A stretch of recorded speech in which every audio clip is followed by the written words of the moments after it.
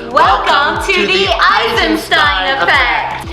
I'm Vickie Eisenstein, your host, and this is my guest, John Hildreth. So how did you get into improv? Well, it was in college. Which college was this? It was the University of Chicago. I started an improv group performing at Jimmy's Woodlawn Tap.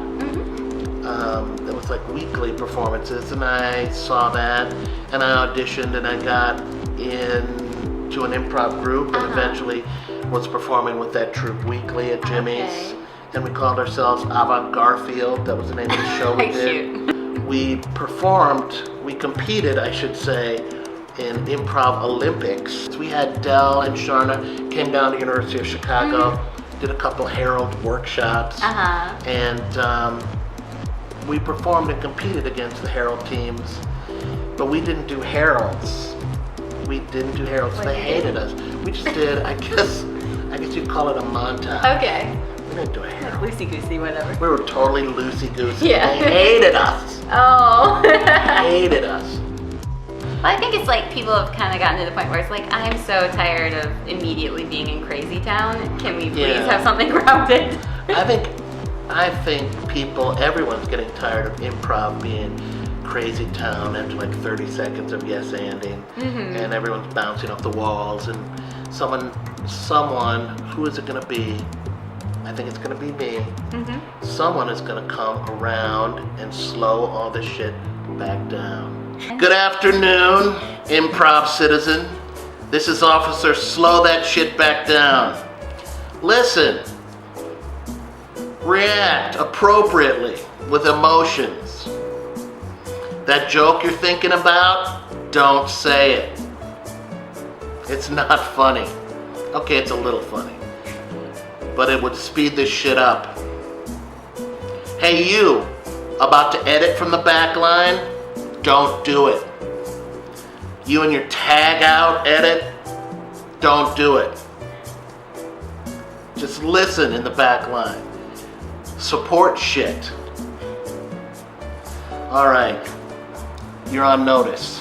Here was my bit. Yeah. I was going to mention random things, just random kooky things that would make you find B-roll to plug in.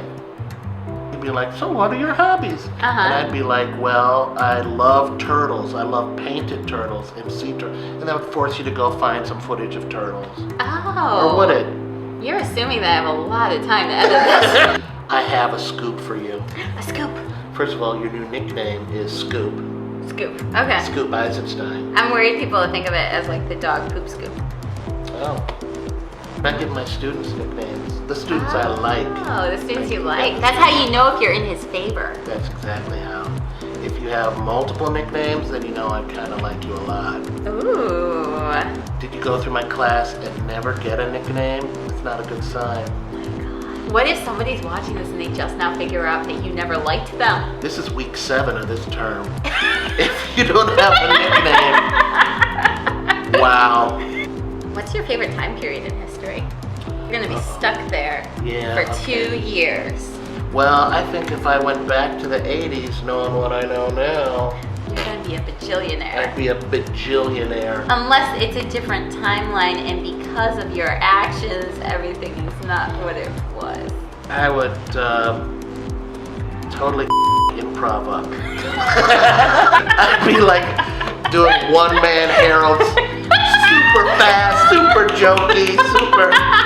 but here's your scoop. What's my scoop? I am the newly named co-artistic director of the Chicago Improv Festival.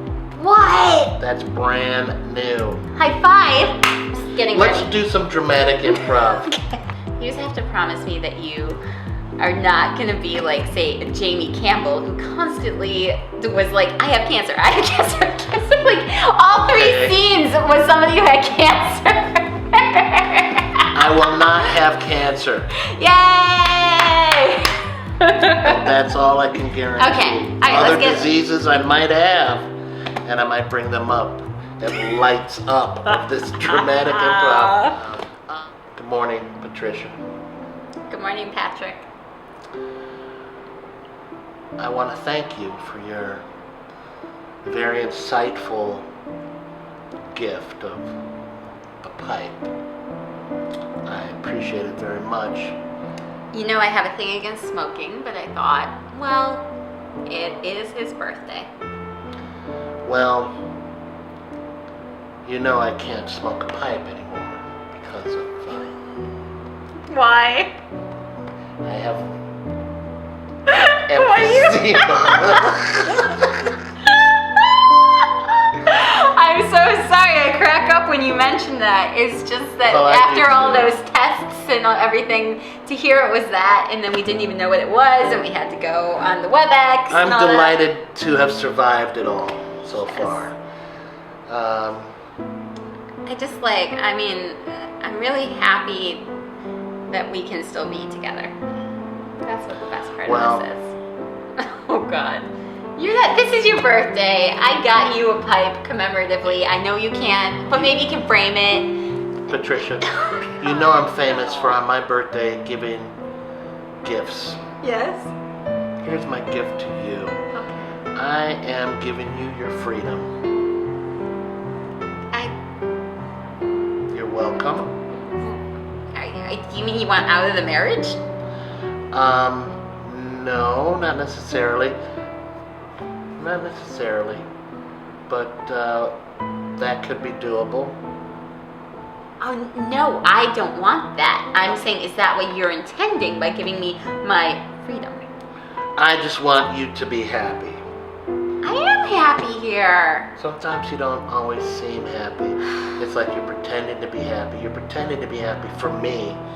You don't have to. I'm not afraid of you being unhappy. That's part of just being together though, isn't it? Don't you have to pretend you're happy in some extent? Because if I was a sourpuss all the time, wouldn't it just be a downer?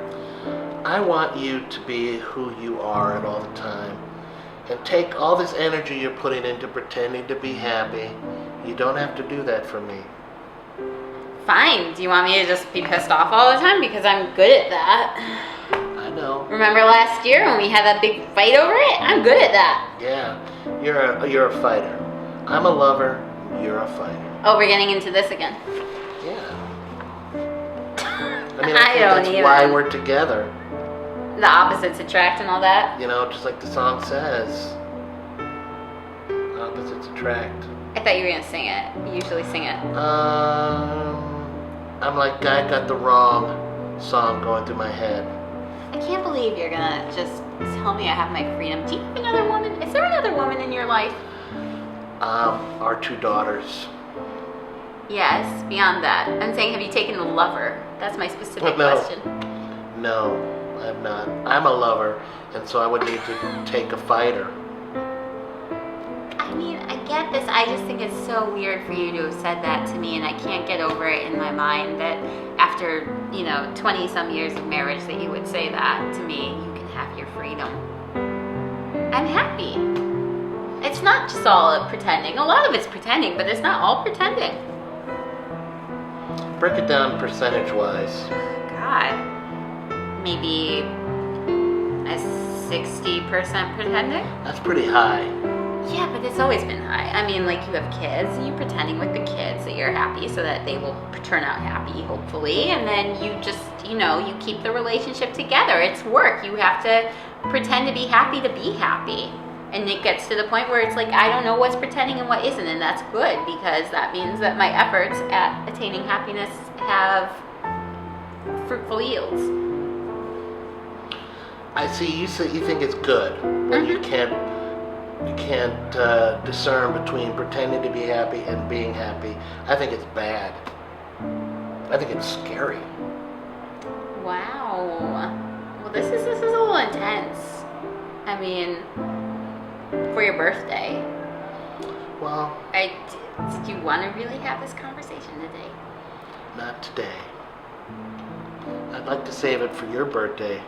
For my birthday? For your birthday. We'll figure this out once and for all. I think it's pretty important. I would say it's important. I'm just saying that, I thought we'd have a happy day. I'd get you a pipe. The girls would be home from college. We would, hang out. And instead you want to discuss how I'm acting in this marriage, and you think I'm unhappy, so you want to give me freedom. You didn't even ask me how I was feeling before you said, I want to give you your freedom. Well, it's my birthday. I want to have a happy birthday. I don't want to have a pretend happy birthday. So far today, it's been an all pretend happy birthday. That's not true.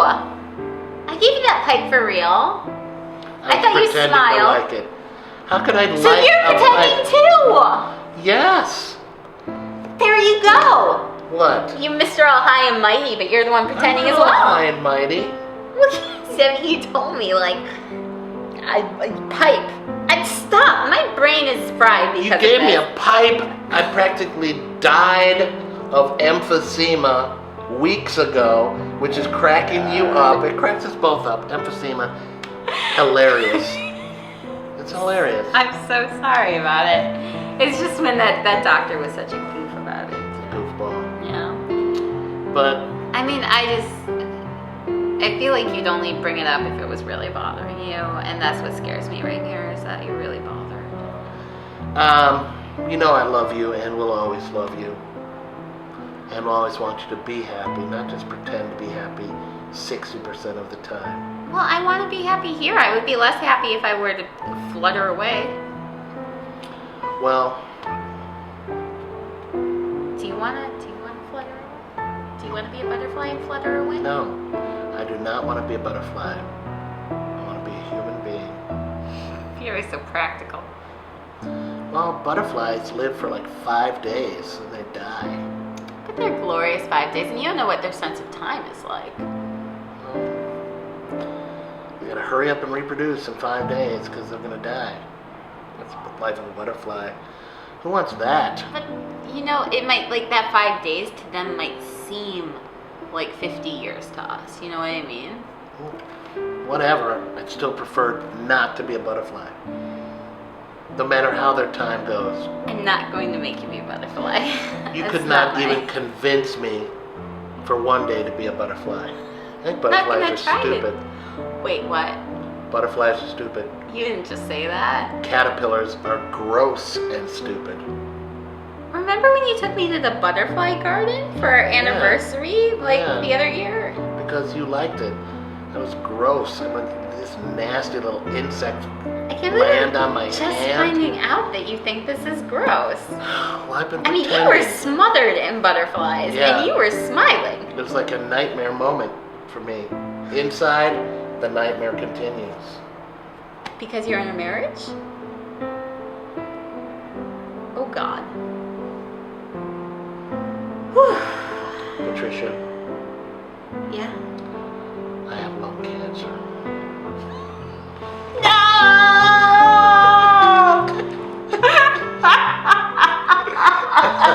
And scene! And scene. You can't take the drama. It was so much. I knew you wanted a divorce. I knew it. I knew it. You were going to get out of that marriage any way possible. And if it took lung cancer to tell you were going to get out of it without being like, I want a divorce. It's exactly what that was. So, what did we just prove? That all dramatic improv scenes are about butterflies, insects, lung diseases, and divorce. As an instructor, I'll give you an A++. Thank you. And that's your new nickname. A++?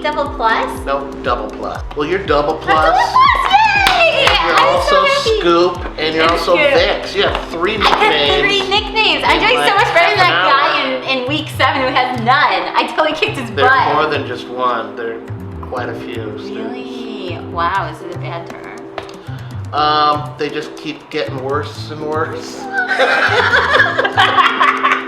Plugs! Jam Sandwich. That's Thursday nights in the DeMott, 10:30 p.m., $5 at the door. You can sign up to play in a future show. Or you can email jamsandwichimprov@gmail.com. Jimmy and Johnny, first Sunday of every month at 7 p.m. in the DeMott. You need to see that show immediately. $10.